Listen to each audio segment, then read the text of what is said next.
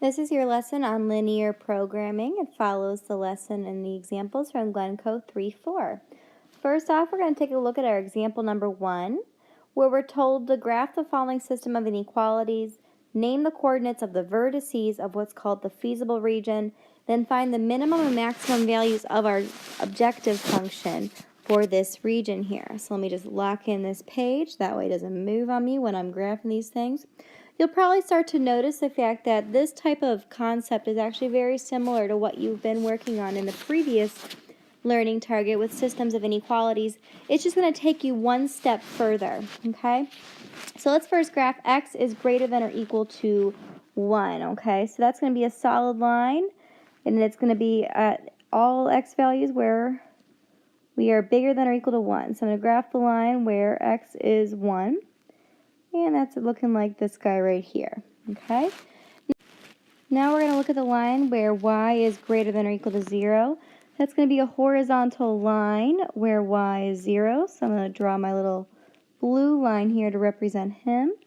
Maybe I can get my red line to be bigger. Now there we go. All right, the last one that's going to take a little bit more work is this last one here because it's not exactly in slope-intercept form. So to put them in slope-intercept form, I'm just going to subtract 2x onto both sides. Don't need to flip the sign or anything, Miss Rudolph. So y is less than or equal to negative 2x plus 6, okay? So that gives me a downward slope of down 2 over 1 and a positive y-intercept of 6. Pull my line over here, so 1, 2, 3, 4, 5, and 6, down 2 over 1. Perfect. All right, so now finding the feasible region. It's a spot that satisfies all of my inequalities. So my blue line is my y is greater than or equal to 0, so I'm above him, it's greater than. X values where we're bigger than 1, it's actually on the right because that's where values of x are bigger.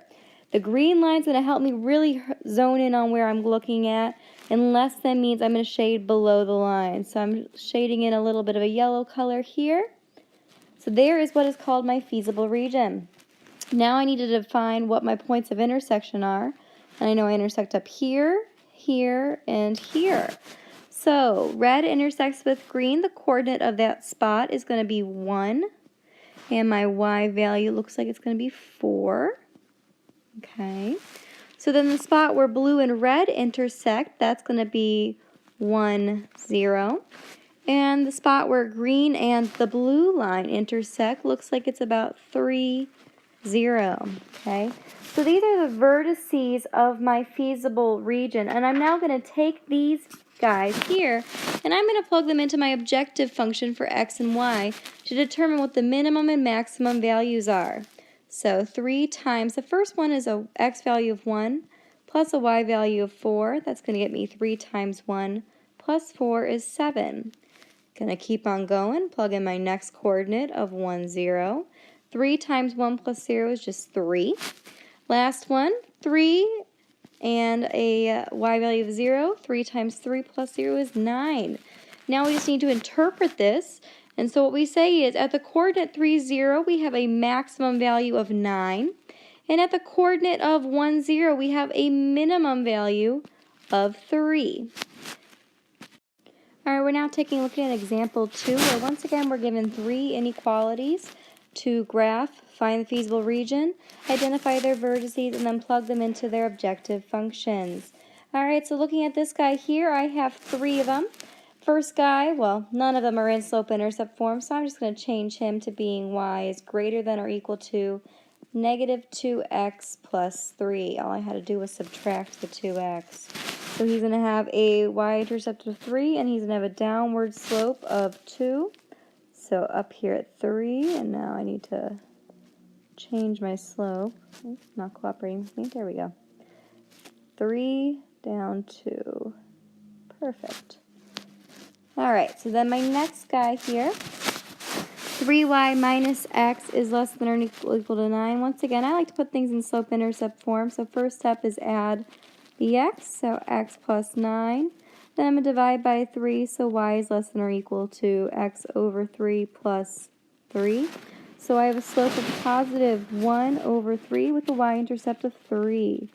All right, so here we go. Positive 3 is our Oh, look at that. They both have the same y-intercept. Difference on this one is the fact that my slope is up 1 over 3. So that's going to take a little bit more time. But there we go. All right, last guy. Let me get a different color going here. Let's do some green. Going to bring the 2x over here. So we have y is less than or equal to negative 2x plus 10. All right, so he's going to go off my paper a little bit. So just to show you how I'm going to graph this line real fast. Let me plug in a x value or a y value of 0 and then solve. That would have been easier on the initial part. So plugging in 0 for y just makes it 2x equals 10. So x is equal to 5. So I'm going to cross the x-axis at 5. That'll help me out framing up my graph here. All right, so 1, 2, 3, 4. 1, 2, 3, 4, 5. And I have a slope of down 2 over 1. So that looks about right there.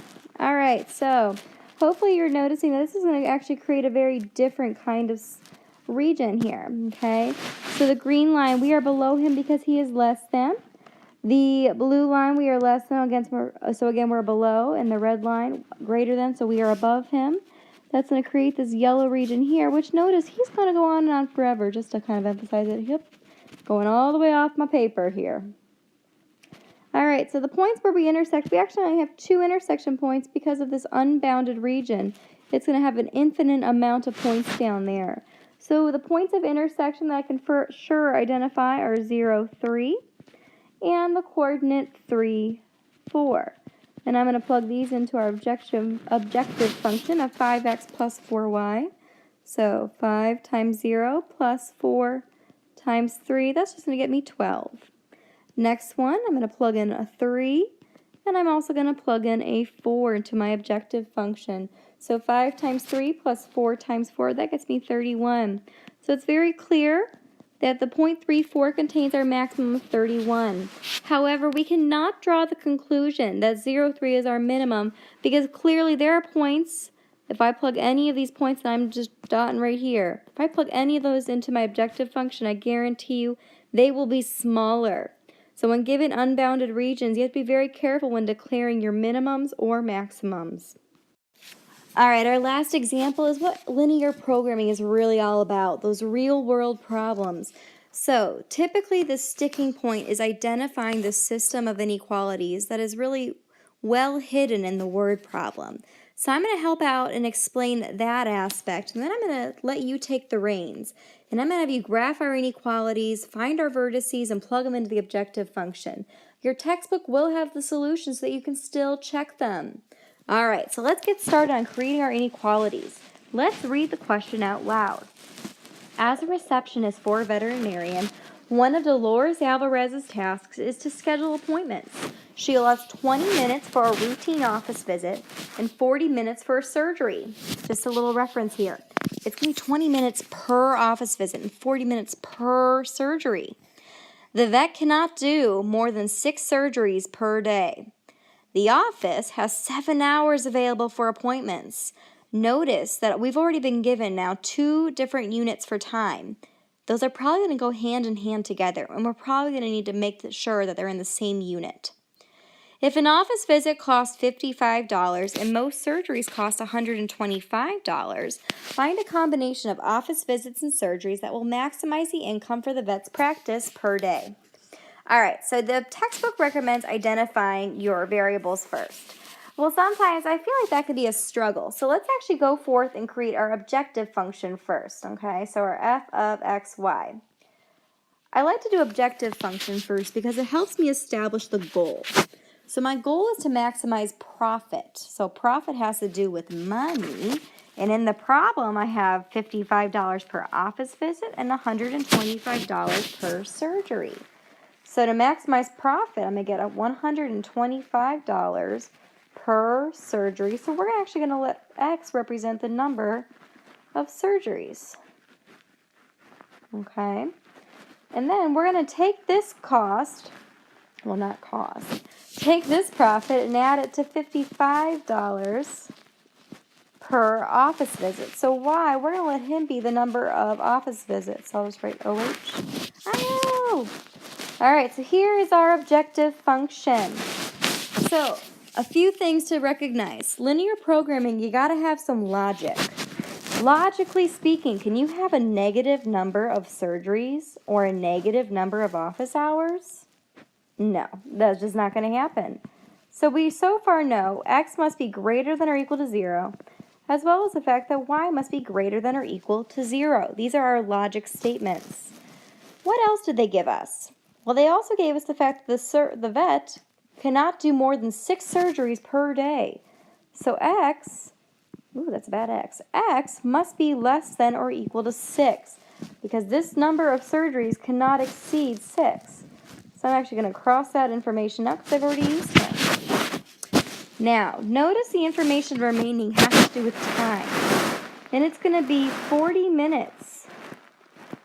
40 minutes per surgery. And it's going to be 20 minutes per office visit. 40x, 20y. This total time when I add him up must be less than or equal to the 7 hours. Now 40 and 20 were in terms of minutes. In 7 hours, that's really going to be 420 minutes, okay? So altogether, these are your systems of inequalities. So following the procedure for linear programming, you are going to graph these, find your vertices, plug them into our objective function, and then identify how many of each type of surgery will maximize our income. Word to the wise, you might want to adjust the scale on your graph, or you may just want to pretend that the origin of your graph is actually in the bottom left-hand corner. It is up to you. It's up to your notes. Please check your answer in the textbook provided.